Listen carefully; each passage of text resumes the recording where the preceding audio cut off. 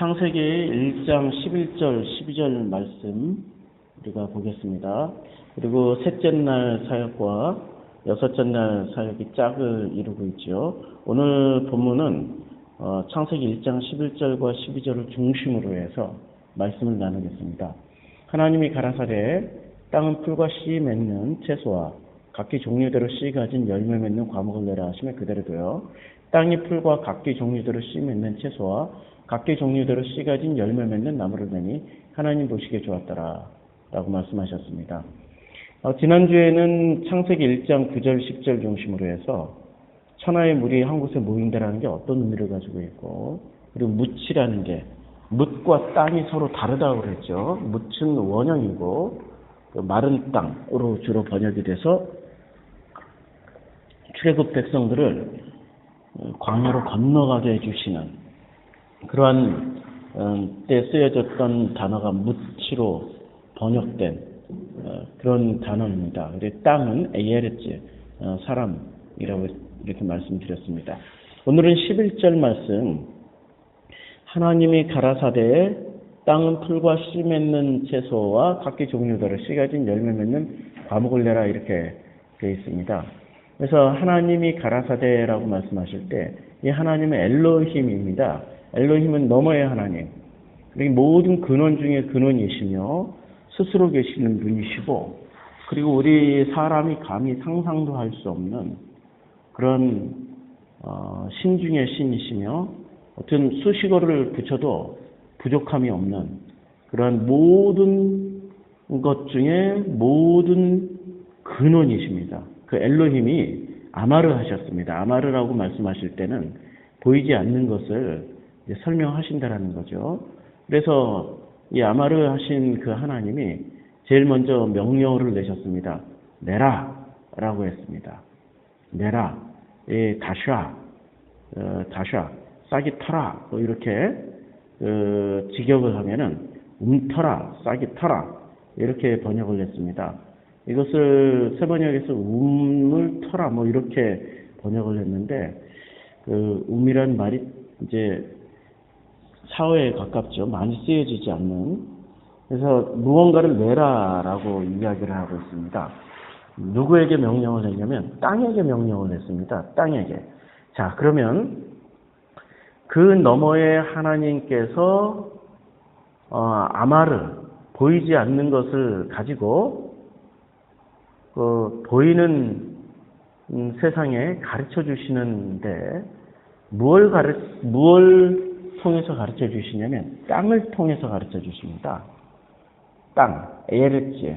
이 땅이라는 게 결국에 우리 눈에 보이는 땅도 되지만 이 땅이라는 재료는 주로 어디서 쓰여지냐면은 사람을 만드는 재료로도 사용이 되어집니다. 그러면 이 땅이라는 데가 언제 쓰여지냐면 창세기 1장 25절, 26절에 이 예레치가 쓰여집니다. 창세기 1장 26절에 사람을 창조하실 때 이렇게 말씀하시죠.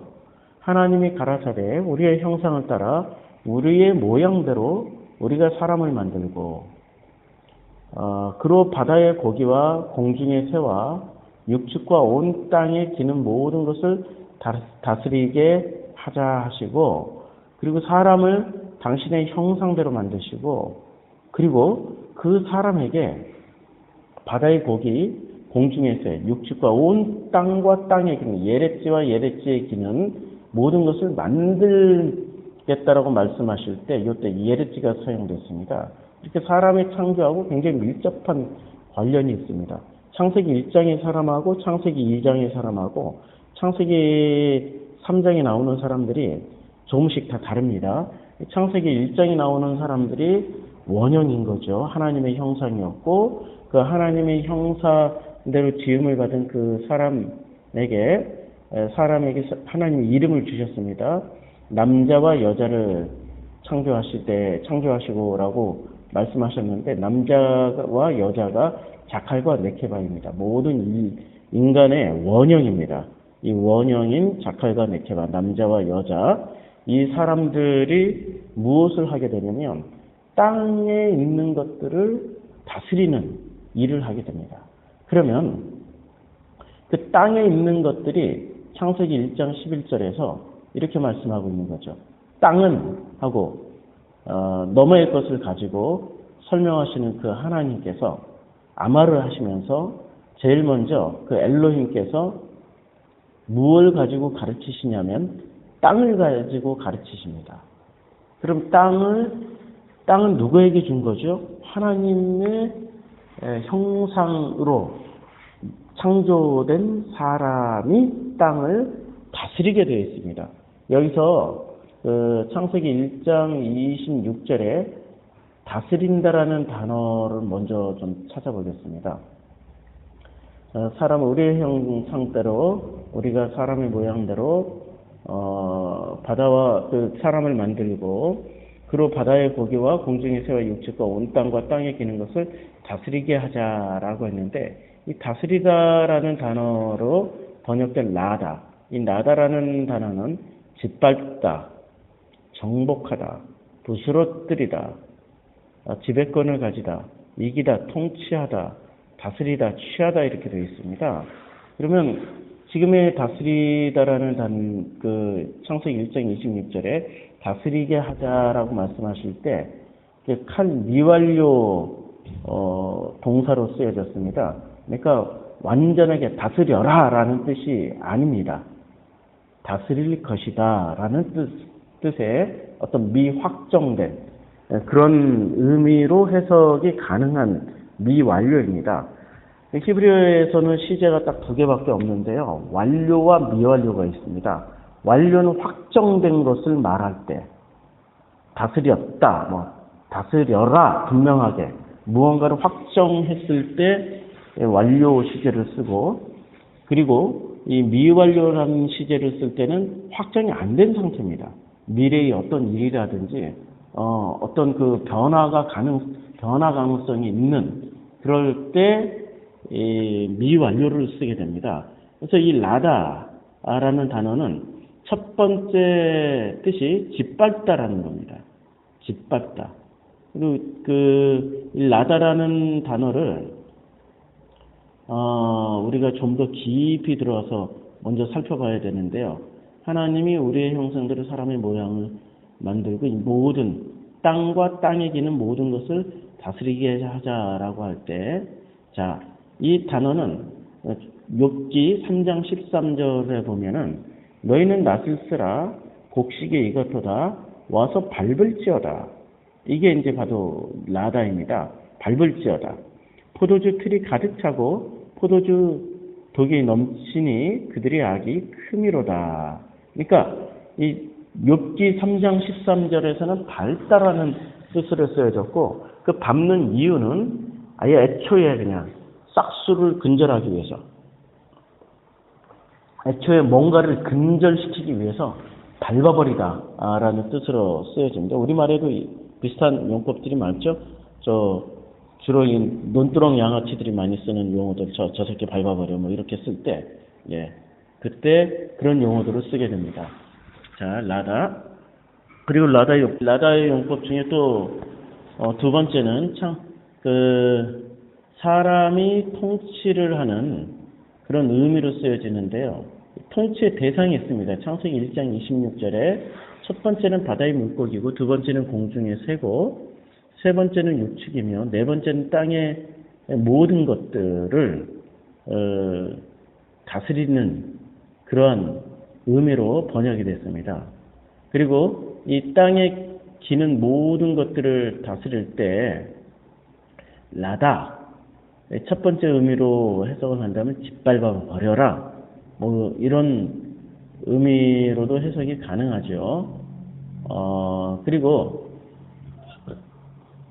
이 모든 것을 다스리는 데 있어서 시편 110편 2절에 보면 여호와께서 시온에서부터 주의 권능 홀로 내어 보내시리니 주는 원수 중에서 다스리소서. 주는 원수 중에서 다스리다라는 그런 수수께끼 같은 말씀을 했습니다. 그러니까 그 주께서는 모든 당신의 백성들 가운데서 다스리는 게 아니라 원수 중에서 다스려야 된다. 즉 땅에 기는 모든 것들을 그런 원수라는 의미로도 사용했다라고도 볼 수 있습니다. 그래서 창세기 1장 26절에 땅에 기는 모든 것을 창세기 1장 28절에서 다시 한번 중복해서 설명을 해주는데요.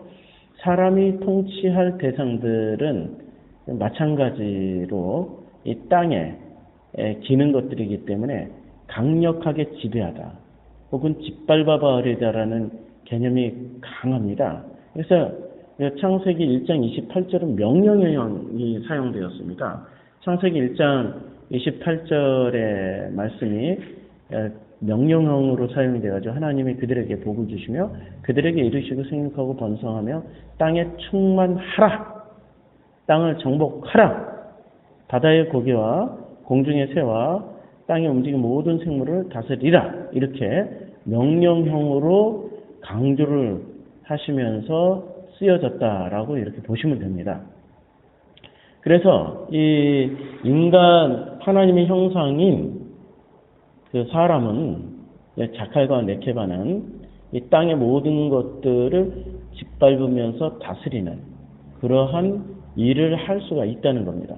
그리고 그러한 땅에 있는 모든 것들은 시편 110편 2절처럼 원수들처럼 그 짓밟고 다스리는 사람들, 자칼과 네케바에 대해서 적대감을 가지게 되는 거지요. 이사야 114장 2절에 보면 민족들이 그들을 데리고 그들의 본토에 돌아오리니 이스라엘 족속이 여호와의 땅에서 그들을 얻어 노비를 삼겠고 전에 자기를 사로잡던 자를 사로잡고 자기를 압제하던 자를 주관하리라. 그러니까 이스라엘 족속이 여호와의 땅에서 그들을 얻어, 그 땅에서 누구를 얻습니까? 사람들을 얻는다라는 거죠. 그리고 그 사람들을 얻어서 노비를 삼겠고 전에 자기를 사로잡던 자를 사로잡고 자기를 압제하던 자를 주관하리라고 말씀하고 있습니다.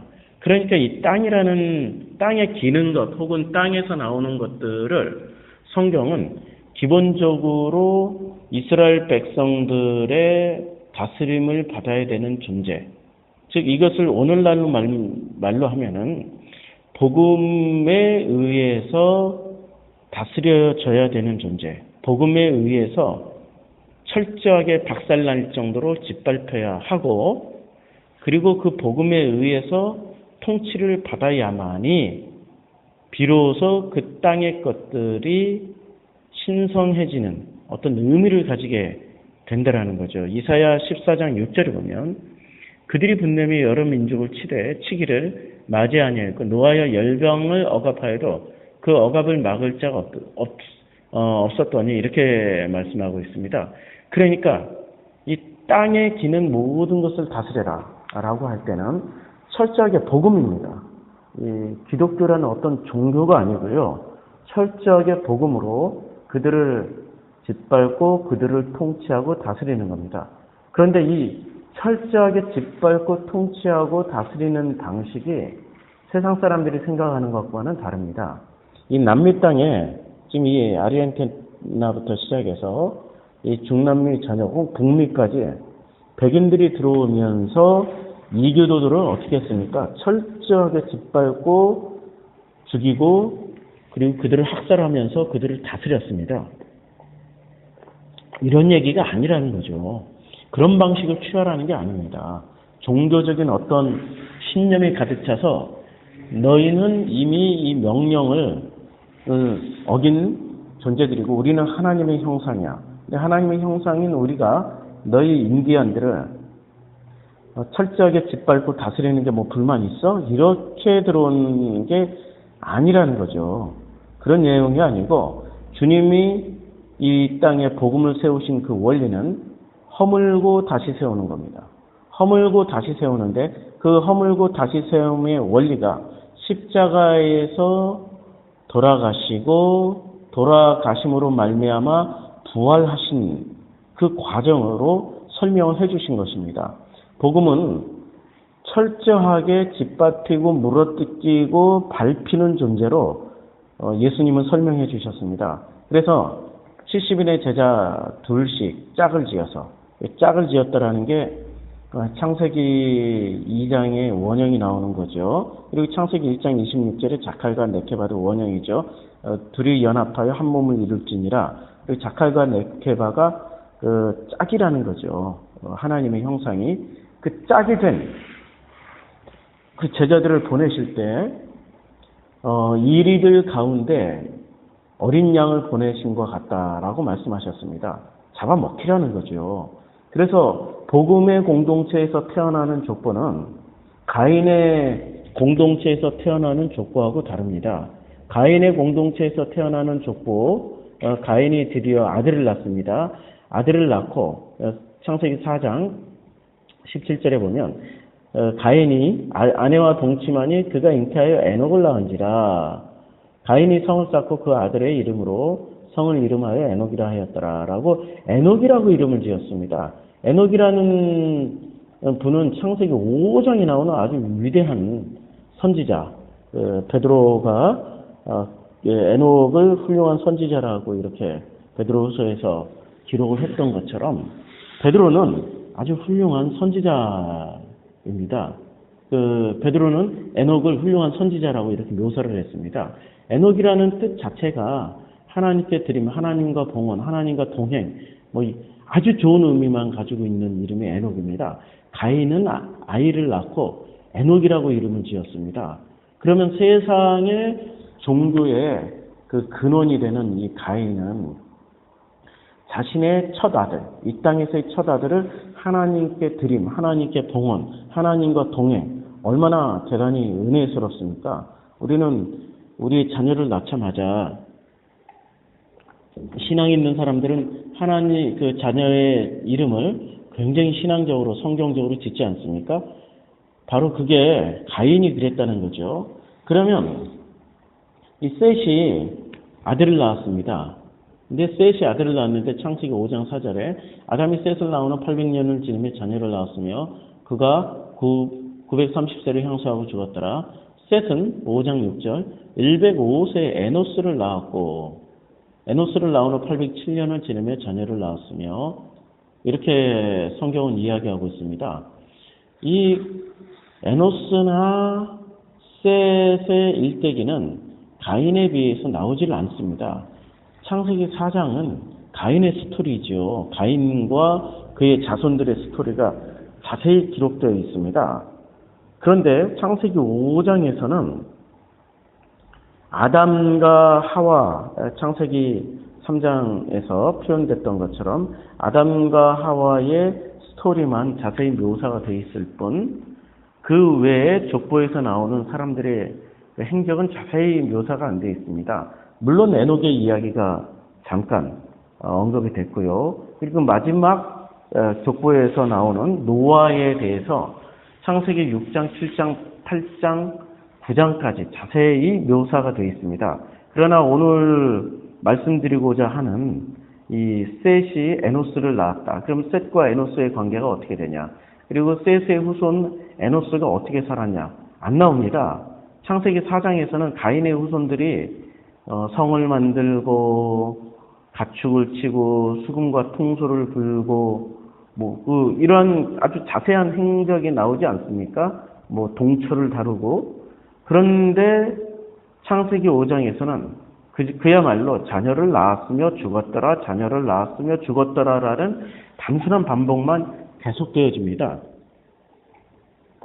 굉장히 좀 대비가 되는 거죠. 그래서 이 에노스라는 이름은 그리고 더더군다나 이 에노스라는 이름은 이 가인의 아들 에녹하고는 굉장히 상반되는 이름입니다.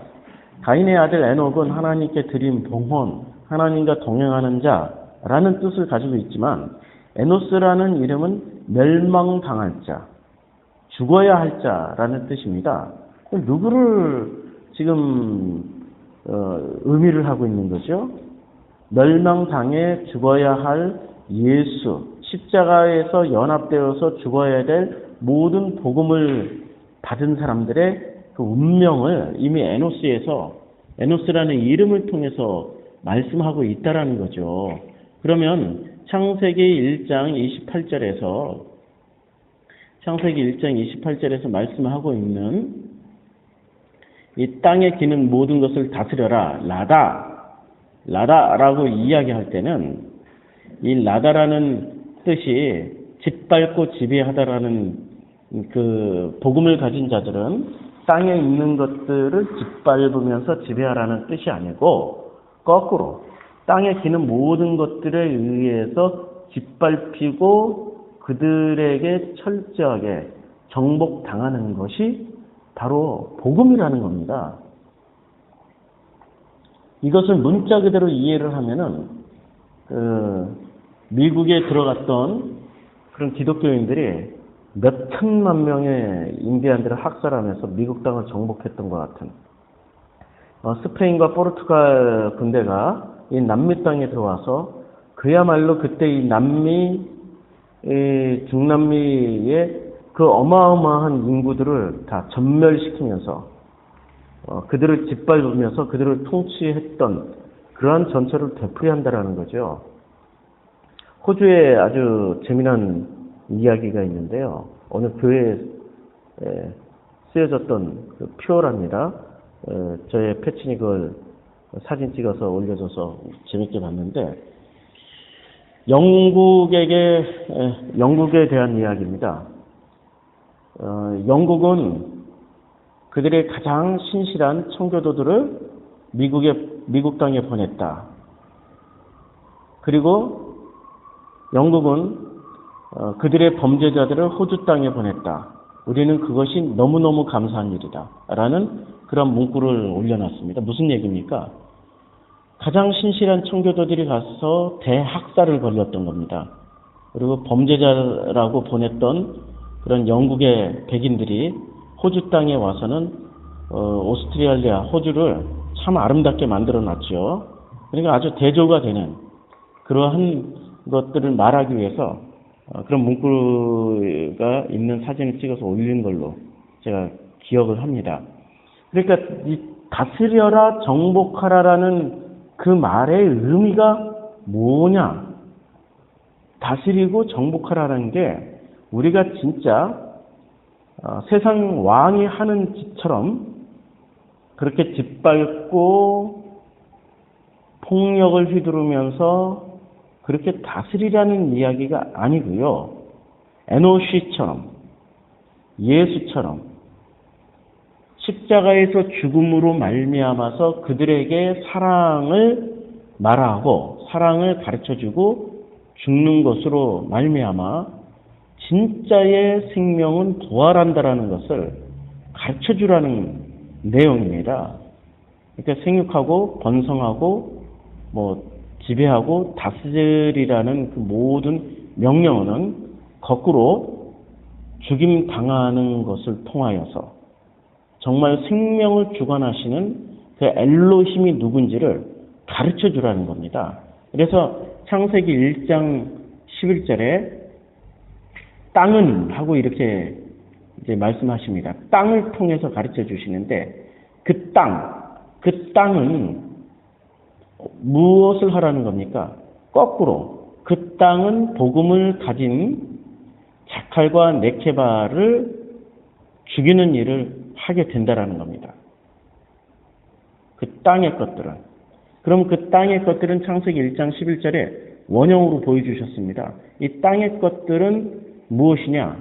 그 땅의 것들은 우리 한글 성경에 보면 이렇게 번역되어 있죠. 하나님이 가라사대 땅은 풀과 씨 맺는 채소와 각기 종류대로 씨 가진 열매 맺는 과목을 내라 라고 이렇게 말씀하고 있습니다. 풀과 씨 맺는 채소와 각기 종류대로 열매 맺는 나무를 내라라고 이렇게 말씀하고 있는데, 자, 이 풀이라는 단어를 보면은 이 풀이라는 단어가 대쉐입니다. 이 대쉐라는 것이 연한 채소, 실로, 그리고 또 싹, 이런 싹 이런 뜻으로 쓰여져 있습니다. 그리고 풀과 채소라고 번역한 에세브가 채소라기보다는 오히려 이게 더 풀에 가깝습니다. 그러니까 풀과 풀입니다.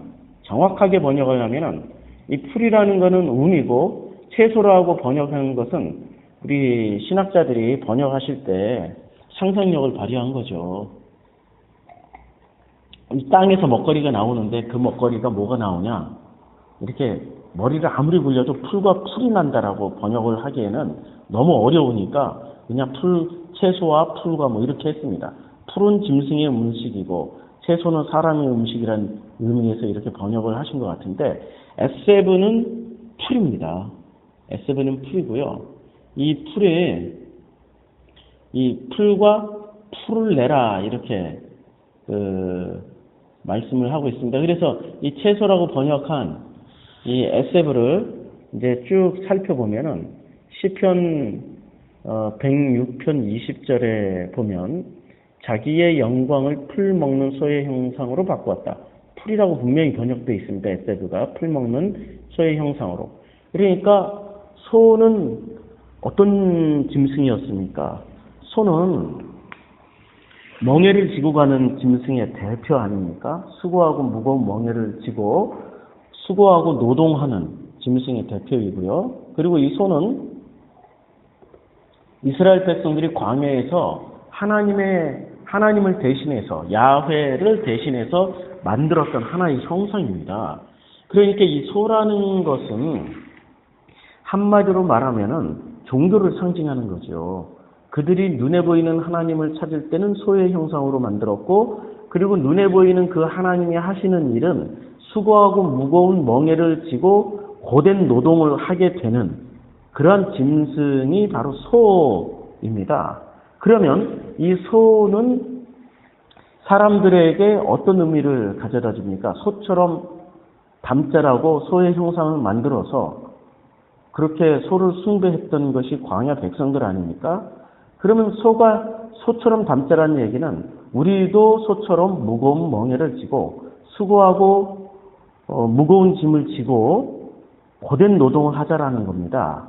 그럴 때 소처럼 생긴 그 형상의 하나님이 우리를 자기와 같은 존재라고 인정해 주실 거라는 의미가 담겨 있는 거죠.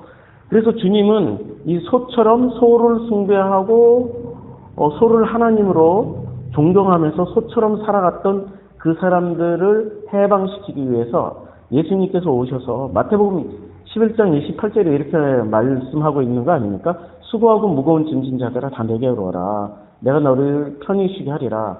너희들 멍에는 굉장히 무겁지? 나의 멍에는 가벼워. 이제는 너희들 멍에를 다 내려줄 테니까 내 멍에를 지고 너희들이 살아가라. 이렇게 말씀을 하셨음에도 불구하고 못 알아듣는 거죠. 왜냐하면 소처럼 우직하게 열심히 무언가를 해야만이 만족감을 얻는 게 사람들이라는 거죠. 그 에너지는 어디서 나오는 겁니까? 선악에서 나오는 에너지입니다. 또 말씀 하나 더 보겠습니다. 잠언 27장 25절에 보면 이 에세브가 어떻게 쓰여졌냐면은 풀을 벤 후에는 새로 우음이 돋나니 산에서 꼴을 거둘 것이니라. 그러니까 풀이라고 분명히 번역이 되어 있습니다. 이 풀이라는 거는 생명력이 어떻습니까? 참 놀랍습니다. 생명력은 농사 지어보시면 압니다. 농사 지어보면 농사는 풀과의 전쟁입니다. 이 풀이 결국에는 그 곡식의 영양분을 뺏어서 그 곡식의 나달을, 열매를 잘 맺질 못하게 합니다. 곡식이 자라긴 자라도 그 곡식 되지 못하게 만드는 것이 풀입니다. 그러니까 이 풀은 곡식의 반대 개념이죠. 이 풀을 주님은 가라지라고도 표현하셨습니다. 그날에 가서 가라지와 그 알곡을 따로 분류해서 모은 후에 알곡은 곡간에 들이고 가라지는 모두 불 속에 던지는 겁니다. 이 풀이라는 존재는 결코 성경에서 좋은 의미로 쓰여진 것이 아닙니다. 그러니까 이 채소라고 번역한 단어 에세브, 이거 풀 맞습니다. 이 성경에서 곳곳에서 풀이라고 이렇게 증명을 해주고 있습니다. 우리 신약 성경에 보면은 고린도전서 15장 8절에 보면 하나님이 그 뜻대로 저에게 형체를 주시되 각 종자에게 그 형체를 주시느니라. 각 종자에게 그 형체를 주셨다라고 말씀하셨습니다. 풀에 주신 그 형체, 그 의미는 무엇입니까? 그것은 바로 복음의 반대편에 있다라는 거죠. 그러면 이 땅은 무엇을 내야 되는 존재입니까? 이 땅은 풀과 씨 맺는 채소가 아니라 풀과 풀을 내는 그런 일을 하게 되는 거죠. 지금 히브리어 순서대로 보면 땅은 풀과 풀을 이렇게 되어 있습니다. 그러니까 순서대로 하면은 아마르 엘로힘 다슈아 에르츠 데슈에 예세브 이렇게 됩니다. 그러니까 하나님이 말씀하셨습니다. 엘로힘께서 보이지 않는 것을 설명하시려고 말씀하셨습니다. 이제 너희들은 명령형으로 말씀하신 거죠. 다시야, 너희들은 이렇게 해라 라고 말씀하십니다. 그래서 다시야, 싹을 크게 해라. 무엇이? 땅이 무슨 싹을 크게 해야 되냐면 풀과 풀을 대시에 예세브 풀과 풀 이 강조하는 거죠. 그러니까 히브리어의 동일어가 반복되면 강조가 되는 거고요. 지금 동일 의미가 또 반복이 되고 있습니다. 강조하는 겁니다. 그럼 풀과 풀은 무엇을 하냐면 자라 이게 자라라는 단어가 맺다, 씨 맺는 이렇게 되어 있는데 자라라는 게 씨 뿌리다라는 겁니다. 씨 뿌리는 겁니다. 퍼뜨리는 겁니다. 그러니까 주님이 오셔서 씨 뿌리는 자의 비유를 하신 거죠.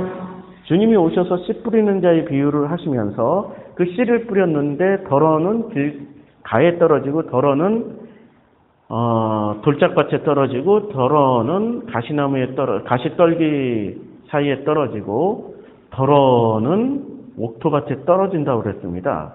마찬가지로 지금 이 풀과 그러니까 복음의 반대편에 있는 그날에는 전부 다 거두어 들여서 불심판을 받아야 되는 이 풀들, 이 가라지들,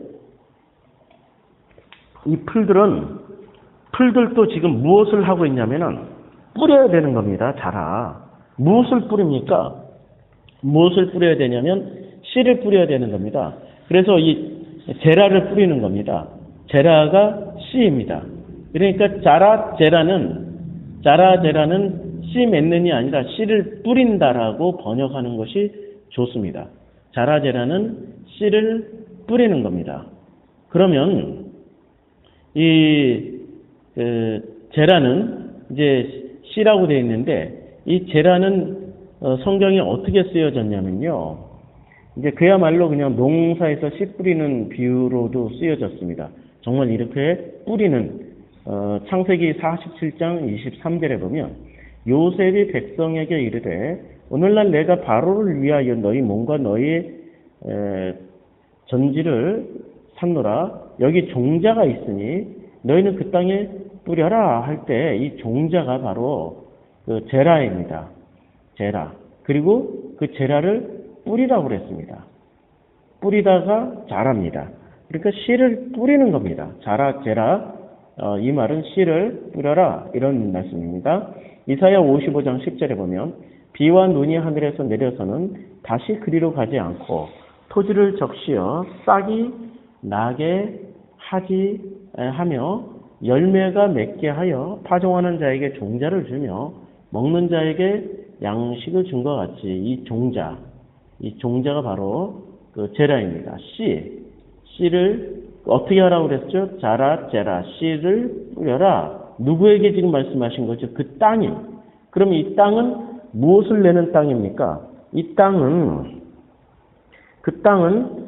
우리는 이제 이렇게 이해를 했죠.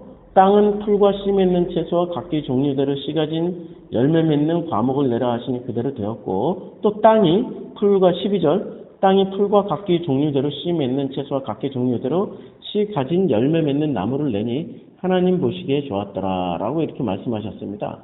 그러면 우리는 이것을 어떻게 생각하고 있었냐면 이 땅이 내는 먹거리이기 때문에 이 땅은 정말 어떤 농사 짓는 땅의 원리로만 생각을 했던 거죠. 야, 사람이 살아가는데 이런 거 먹고 살으라고 했나 보다 해가지고 사람들의 먹거리는 이 채소를 먹고 사는.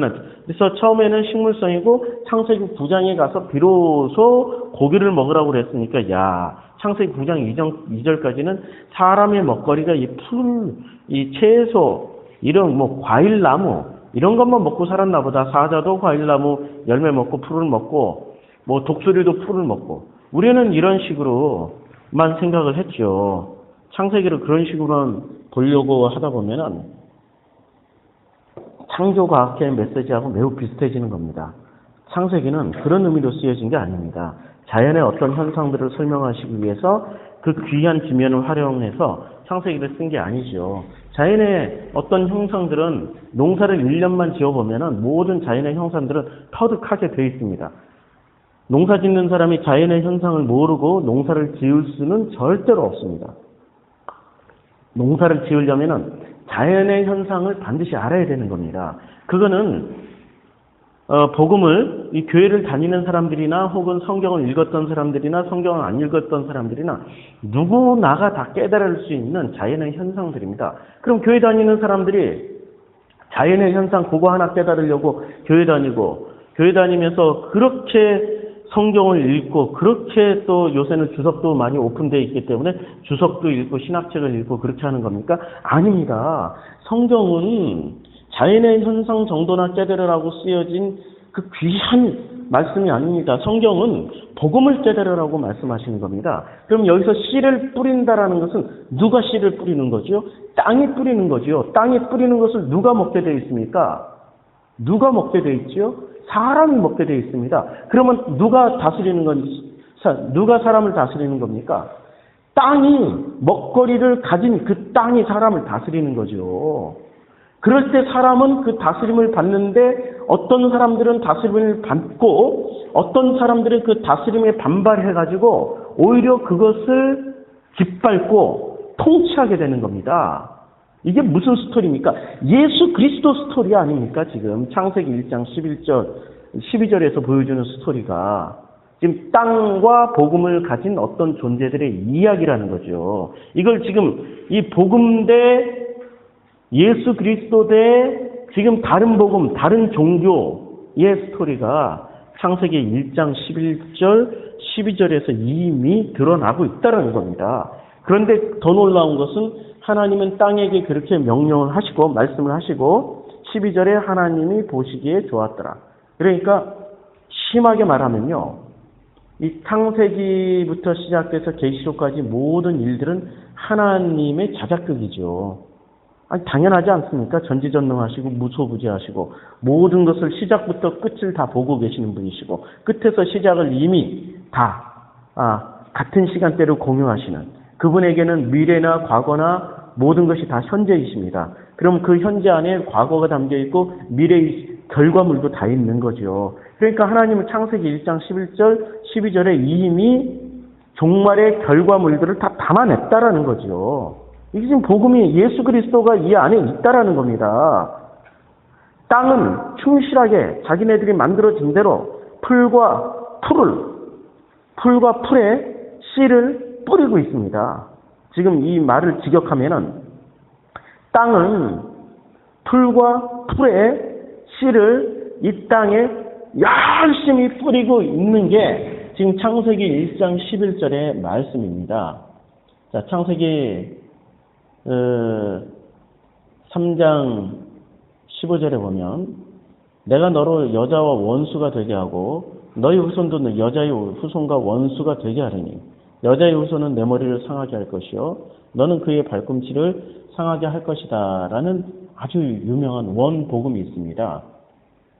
이 원복음을 신학자들은 이렇게 설명을 합니다. 제라는 앞에 두 개념, 즉 제라는 앞에 그 창세기 11장과 28장에 쓰여졌던 두 개념을 모두 포함한다. 즉 집단적으로 씨는 사단과 싸우는 영적으로 새로워진 아담의 후손을 예시하는 것이며 궁극적으로는 사탄의 운명을 임봉하는 최고의 자손 그리스도를 의미한다. 창세기에 나오는 약속의 본문에서 제라는 여호와의 언약을 믿는 아브라함의 영적 후손을 뜻한다. 그래서 창세기 15장 5절에 보면 그를 이끌고 아브라함을 이끌고 밖으로 나가 가라사대 하늘을 우러러 무뼈를 셀 수 있나 보라. 또 그에게 이르시되 내 자손이 이와 같다라고 설명하는 것처럼 아브라함의 영적 후손은 메시아의 씨에 대해서도 언급하고 있다. 즉 이런 신학자들의 설명을 보면은 이런 거죠. 이 씨를 뿌린다라는 것은 어떤 의미가 있냐면은 씨를 뿌린다라는 것은 그런 레위기 26장 5절에 나온 것처럼 너희의 타작은 포도 딸 때까지 미치며 너희의 포도 따는 것은 파종할 때까지 미치리니 너희가 음식을 배불리 먹고 너희가 땅에 안전히 거한다라고 말할 때처럼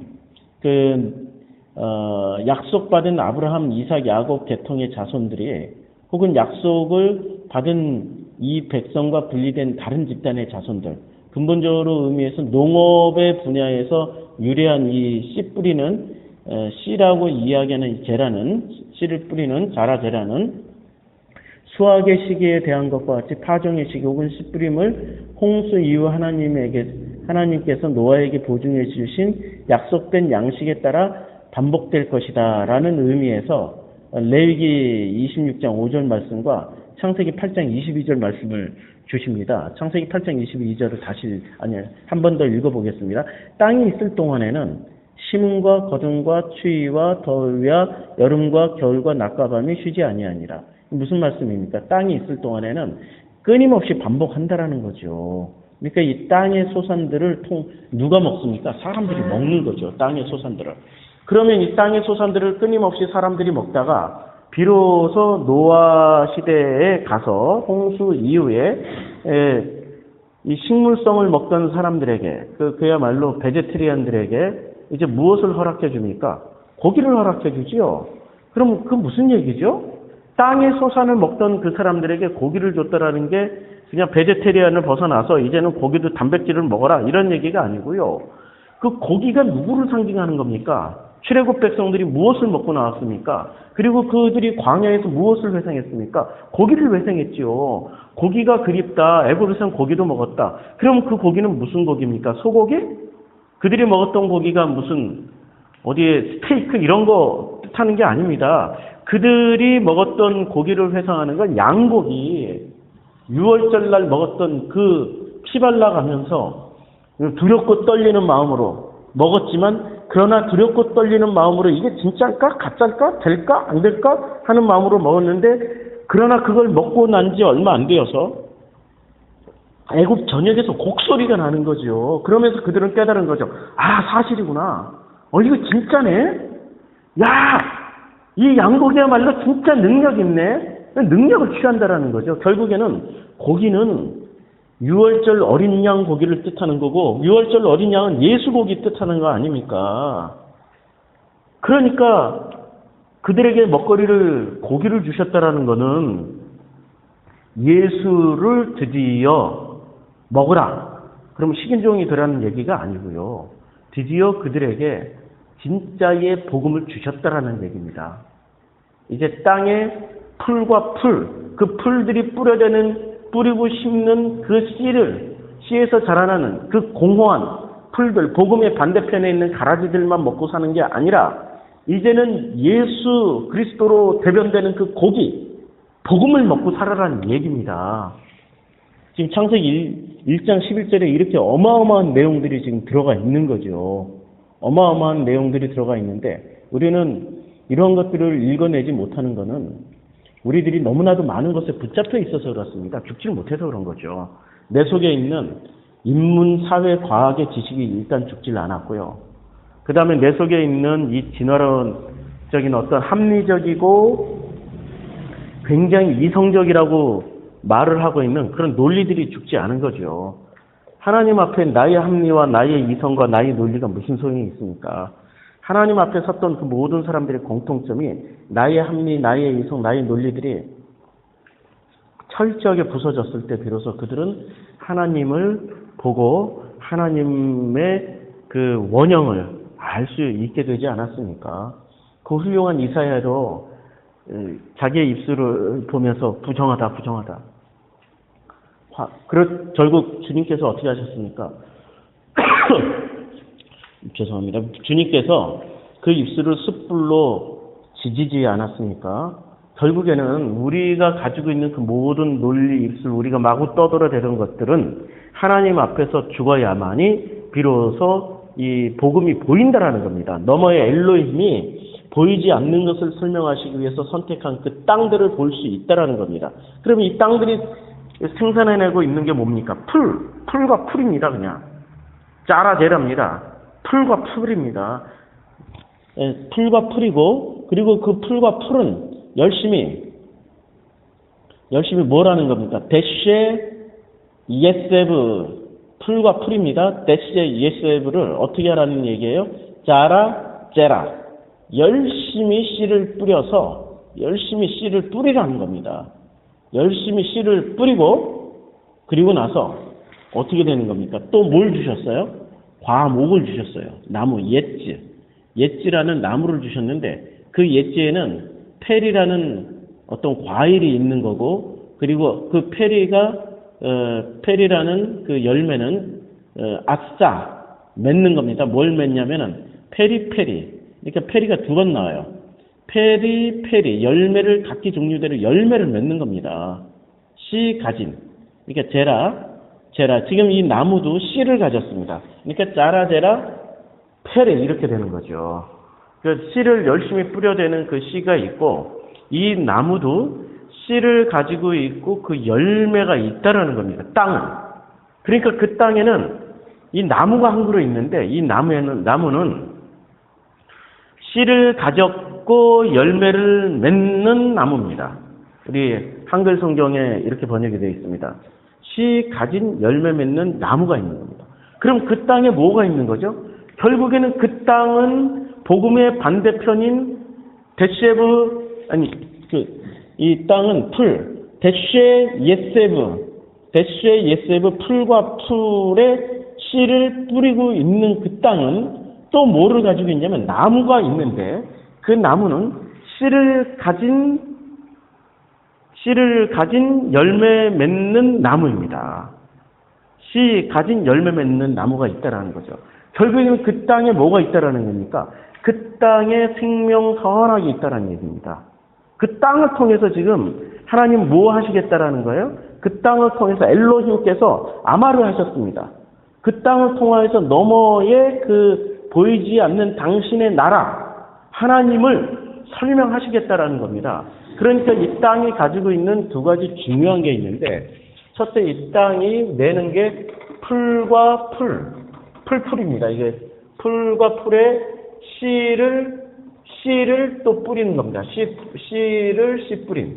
그 다음에 씨 가진 열매 맺는 나무가 있는 겁니다. 그러니까 이 땅에는 두 개가 있어요. 하나는 가라지 같은 풀만 있지만은 또 하나는 씨 가진 열매 맺는 나무. 이게 바로 동산 중앙에 있었던 생명선악나무 아닙니까? 우리는 무엇을 통해서 배우라는 얘기죠? 땅을 통해서 배우는 수밖에 없습니다. 그 땅, 그래서 주님이 오셔서 말씀하셨죠. 내가 땅의 일을 말하는데도 너희들이 알아듣지 못하는구나. 하물며 내가 하늘의 일을 말하면 너희들이 알아듣겠느냐? 이렇게 말씀하신 거지요. 주님은 철저하게 하늘의 일을 무엇으로 설명하셨습니까? 땅의 것으로 설명하셨습니다. 제가 그동안에 십계명 강의하면서, 그리고 종말론 강의하면서, 창세기 강의하면서 무수히 반복해서 말씀드렸습니다. 성경은 거울이라고. 이 성경이라는 것은 거울입니다. 그런데 이 성경 안에는 무엇이 담겨 있냐면 생명이 담겨 있습니다. 그런데 이 생명은 어떤 언어로 쓰여져 있습니까? 선악이라는 언어로 쓰여져 있습니다. 이것을 창세기 1장 11절에 언어로 다시 표현하면 성경 안에는 씨 가진 열매 맺는 나무가 들어가 있고요. 씨 가진 열매 맺는 나무가 들어가 있습니다. 그리고 이 성경의 언어는 데슈에세브, 그리고 이 풀들이 계속 씨를 뿌리고 있습니다. 그러니까 이 이 풀들의 언어로 쓰여져 있는 겁니다. 가라지들의 언어로 쓰여져 있다라는 거죠. 그것을 창세기 1장 11절에 언어로 표현하면 이렇게 되어 있습니다. 오늘은 창세기 1장 11절까지 복음을 나누고 이제 다음에 또 계속 이어서 하겠습니다. 기도하겠습니다. 너머의 엘로힘께서 우리들에게 복음을 설명하시려고 우리들에게 허락하신 그 땅을 우리는 그 땅이 전부인 줄 알고 그 땅에서 나오는 그 모든 풀과 채소와 열매 맺는 씨 가진 열매 맺는 나무들이 우리의 먹거리인 줄 알고 부지런히 그것을 취하게만 했습니다. 그러나 성경은 그것을 우리들에게 먹거리로 주셨을 때는 분명한 목적과 이유가 있어서 주셨습니다. 그것을 통하여서 만나와 메추라기처럼 먹고 오병이어의 기적처럼 먹고 그리고 그 먹음을 통하여서 예수 그리스도의 그 복음의 본질을 알으라고 우리들에게 먹거리를 허락해 주셨습니다.